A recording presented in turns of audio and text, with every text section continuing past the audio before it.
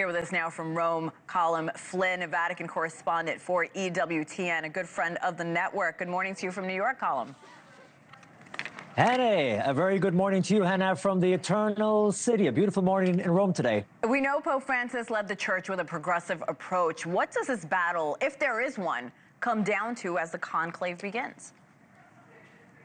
Yeah, that's a great question. You know, they face ultimately one question when these cardinals go in. Who is the best person to lead the church, and in what way? Do we want a Pope Francis 2.0, someone who will continue his legacy, or do we want something completely different? I think what we'll see is a blend of all of that. But, you know, you mentioned that he was more progressive. I think we have to be clear-eyed about the legacy of Pope Francis. While he did make the style and the outreach more progressive of the Catholic Church, really when it came down to doctrine and gospel, not much change under Francis. And he said oftentimes that he didn't want to change any of the sacraments or the main teachings. But let's see, things are really heating up here, Hannah, as you can imagine, in Rome. It's so exciting. I've been saying that. What an amazing time to be there. This will be the largest conclave in history. Representatives from all over the world are joining. But Colin, why so many? Why so many? Because Pope Francis has picked so many from all over the world. You know, in canon law, that's the law that governs the entire Catholic Church. It says that the limit should be 120 of cardinals who can vote. Now, we have just over 130, but that rule also says in the same degree that if anyone has been legitimately created a cardinal, and they're under the age of 80, they have the right to vote. So Pope Francis surpassed that limit of 120, but so did Pope Benedict before him. So did Pope John Paul II before him. And as I've said before, Pope Francis, he wanted to make the College of Cardinals more diverse and more representative of the true global makeup of the Church. So he made cardinals in Haiti and Madagascar and Papua New Guinea and East Timor, places that had never had a cardinal before, places like Mongolia. So all of these regions of the world now all of a sudden are being represented right in the Sistine Chapel at this conclave.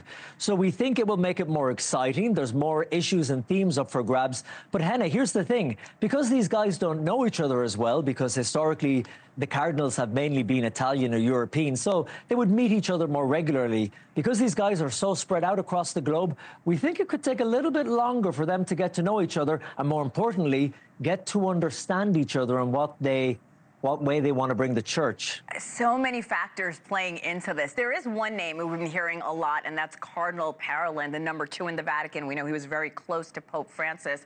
What are his prospects to become the Pope? And there's his picture there right now. You know, if you are going to the bookies today with $20 in your pocket and you wanted to get, you know, a favorite, he's the guy. I've interviewed him a number of times in Dubai, actually, recently in the United Arab Emirates. And we spoke about interreligious dialogue at the Catholic Church reaching out to the Muslim community around the world. But he is someone who has a deep knowledge of the institution of the Catholic Church. He is the Vatican's top diplomat. So, Hannah, often when you see on TV, Pope Francis met with President Donald Trump today, you'll hear after that, and then he had a private meeting with Pietro Parolin. That is the guy. He's well respected, he's well liked around the world. He doesn't have the charisma or the charm, if I may say so, of Pope Francis. But, you know, Pope Francis was seen as quite in some ways, turbulent papacy, because he shook up so many things to the, you know, love of many and to the confusion of others. So the feeling around here is that Pietro Parolin could be a safe pair of hands for a while who could steady the ship a bit. But at the moment, he is the guy who was the front runner, along with a number of other Italians and then a cardinal from the Philippines as well. But it's all to play for. I have to keep saying that.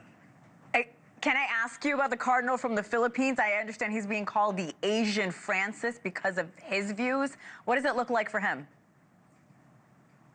Yeah, at 67, he's, you know, he is kind of the right age. Remember, they don't want a cardinal too young to become pope, because if things go south and if they go wrong, you could have a 20, 30-year papacy. They don't want someone too old because it could be seen as too short a papacy.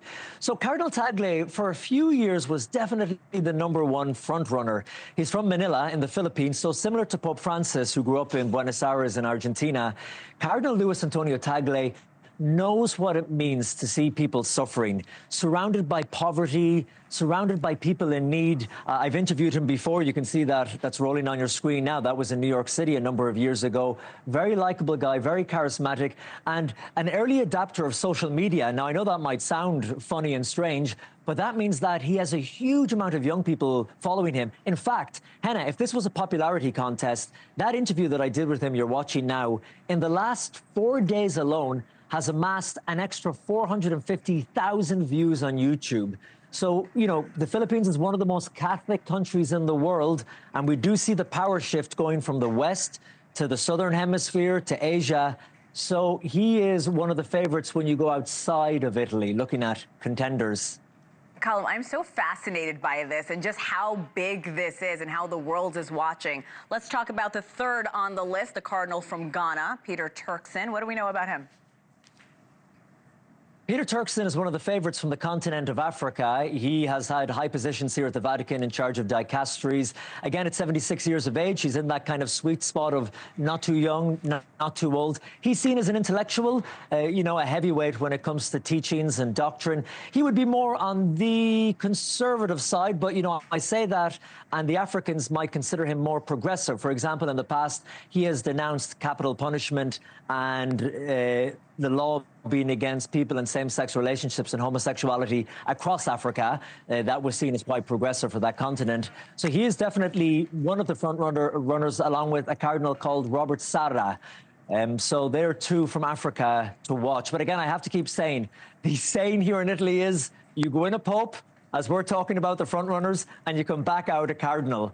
So let's see. I am running out of time, but to that point, very quickly, is there a wild card that could come in? Is there a wild card? I think an American would be a wild card because the American church had a pretty turbulent relationship under Pope Francis. I think it's no secret that he had a fraught relationship with the United States and with many of the religious in the United States. I think if we saw someone coming from the U.S., Cardinal Erdo from Hungary, he is seen as a European candidate. He is much more on the conservative side. Again, probably not someone that Pope Francis would have pushed. But, you know, they're names that would be wild cards and that would please a huge chunk of the more traditional side of the Catholic Church. Very much they're the ones that they're backing and praying will become the next pope and brought to the balcony of St. Peter's Square, right behind that wall. So exciting. I've told you before, you live in one of my favorite cities in the world, and this is such an exciting time. Thank you for coming on. Thank you for sharing. We'll be watching. Well, Henna, yeah, you're going to have to come over, Henna, for the pasta and the pizza and the wine because I can't take it all on my own here. Oh, I will help you, my friend. Those are three of my favorite things. Colin Flynn, thank you so much.